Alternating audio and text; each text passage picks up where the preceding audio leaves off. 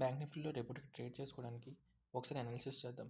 Actually నిన్నటి వీడియోలో already mention చేశాను. ఎప్పుడైతే ఈ లో బ్రేక్ అవుతుందో market in case gap up open అయితే ఇక్కడ నుంచి ఫాలో అవుతుందని చెప్పి, ఇన్ కేస్ ఫ్లాట్ ఓపెనింగ్ ఏమైనా గ్యాప్ డౌన్ ఓపెన్ అయినా మనకి డిమాండ్ హోల్డ్ చేస్తే ఇక్కడ నుంచి మళ్ళీ మనం ఈ సప్లై వరకు ఏదైతే మనం ఇక్కడ సప్లై పెట్టుకున్నామో ఈ సప్లై వరకు టార్గెట్ పెట్టుకున్నాం. బట్ ఇన్ కేస్ ఈ డిమాండ్ కానీ బ్రేక్ అయిపోయినట్టయితే మనం కంటిన్యూస్ ఏదైతే ఇంకా ఫాల్ కిందకి ఈ లోవర్లో వచ్చిందో అది ఎక్కడి నుంచి రాలేదు కాబట్టి అది బ్రేక్ చేస్తుందని చెప్పి మనం ప్రిపేర్ అయ్యాం. సో ఫ్లాట్ ఓపెనింగ్ అయినా మన టార్గెట్ ఫస్ట్ టార్గెట్ డిమాండ్ వరకు, ఫ్లాట్ ఓపెనింగ్ పాజిటివ్ అయినా మన ఫస్ట్ టార్గెట్ ఈ గ్యాప్ అప్ వరకు పెట్టుకున్నాం. So almost 300 points up and down అని చెప్పి ఆల్రెడీ మెన్షన్ చేసుకున్నాం.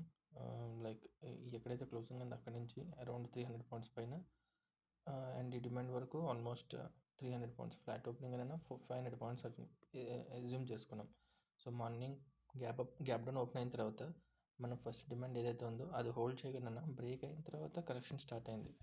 అంటే ఈ పర్టికులర్ టైం ఫ్రేమ్లో మనకి సెల్లర్స్ లిక్విడిటీ పైన ఉండడం వల్ల ఈ సెల్లర్స్ లిక్విడిటీ బ్రేక్ చేయడానికి అని చెప్పి కిందకి ఫాలో అవడం స్టార్ట్ అయింది. సో మనం 15 మినిట్స్లో ఇంటర్డేకి ఏదైతే మన టైం ఫ్రేమ్ ఉందో ఇంటర్డేలో కూడా చూసినట్టయితే మార్నింగ్ ఎప్పుడైతే కింద ఫాలో అయిందో లైక్ ఈ లెగ్ నుంచి మార్నింగ్ నిన్నటి ప్రీవియస్ లెగ్ నుంచి లాస్ట్ వీక్ది కింద వరకు మనం ఒక ఫిబ్ లెవెల్స్ పెట్టుకుంటే అది తన ప్రీమియం లెవెల్కి వెళ్ళిన తర్వాత and even gap filling area ఏదైతే ఉందో అక్కడికి వెళ్ళిన తర్వాత అక్కడి నుంచి రిజెక్షన్ స్టార్ట్ చేసింది.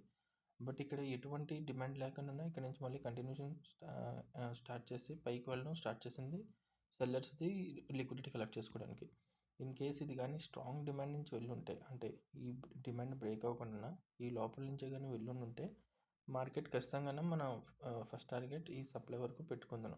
బట్ ఇక్కడ ఆల్మోస్ట్ అది బ్రేక్ చేసిన తర్వాత వచ్చింది కాబట్టి జస్ట్ అది లిక్విడిటీ కలెక్ట్ చేసుకోవడానికి మాత్రమే వెళ్తుంది. ఇంకోటి మనం గుర్తుపెట్టుకోవాల్సింది, డే టైం ఫ్రేమ్ ప్రకారం మనం ఇప్పుడు డిస్కౌంట్ లెవెల్లో ఉన్నాం. ఓకేనా, డే టైం ఫ్రేమ్ ప్రకారం మనం ఇక్కడ డిస్కౌంట్ లెవెల్లో ఉన్నాం కంప్లీట్గా. సో ఈ డిస్కౌంట్ లెవెల్ నుంచి కూడా మార్కెట్ కంటిన్యూ చేయవచ్చు హైయర్ హైక్ క్రియేట్ చేయడానికి. ఎందుకంటే డే టైం ఫ్రేమ్ స్వింగ్లో మనం కంప్లీట్గా డిస్కౌంట్లో ఉన్నాం. బట్ అది వెళ్ళాలి అంటే ఈ డిస్కౌంట్లో వచ్చిన తర్వాత previous red candle high break చేయాలి. అది హై బ్రేక్ చేస్తే కంటిన్యూషన్ మనకు చేయవచ్చు. బట్ 1 hour టైం ఫ్రేమ్ ఇంకా దానికంటే చిన్నది, లైక్ 15 మినిట్స్లో ఇప్పుడు కొద్దిగా బుల్లిష్ అయింది. 1 hourలో జస్ట్ ఒక ఇండ్యూస్మెంట్ మాత్రమే గ్రాప్ చేసింది అండ్ ఇప్పుడు పర్టికులర్గా సప్లైలో ఉంది. సరే మ్యాక్స్ ఏమవచ్చు అంటే మ్యాక్స్ టు మ్యాక్స్ 200 పాయింట్స్ ఆర్ఎల్స్ 150 పాయింట్స్ మినిమం అయినా 100+ నుంచి 200+ పాయింట్ వరకు మనకి ఈ మూమెంట్ అవ్వచ్చు. సో రేపు గ్యాప్ అప్ పాజిటివ్ అయ్యి అక్కడి నుంచి హోల్డ్ చేస్తే దీన్ని కంటిన్యూ చేసి మనం ఈ లోవర్లోని కూడా కమింగ్ డేస్లో బ్రేక్ చేసేటట్టు పెట్టుకోవాలి.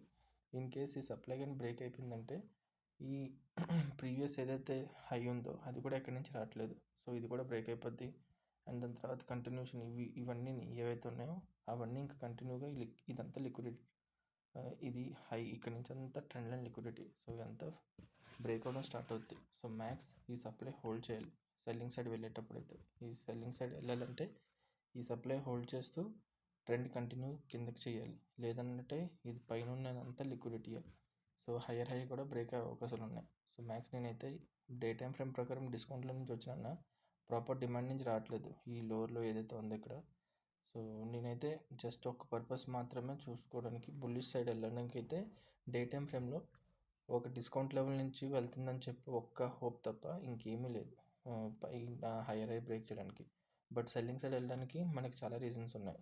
సో నేనైతే రేపు పాజిటివ్ గ్యాప్ అప్ ఓపెన్ అవుతుంది, ఆ తర్వాత ప్రైస్ యాక్షన్ బట్టి మనం ట్రేడ్ చేసుకోవచ్చు అప్ అండ్ డౌన్కి అని చెప్పి. ఓకేనా, సో మీరు కూడా అనాలిసిస్ చేసుకొని షేర్ చేయండి.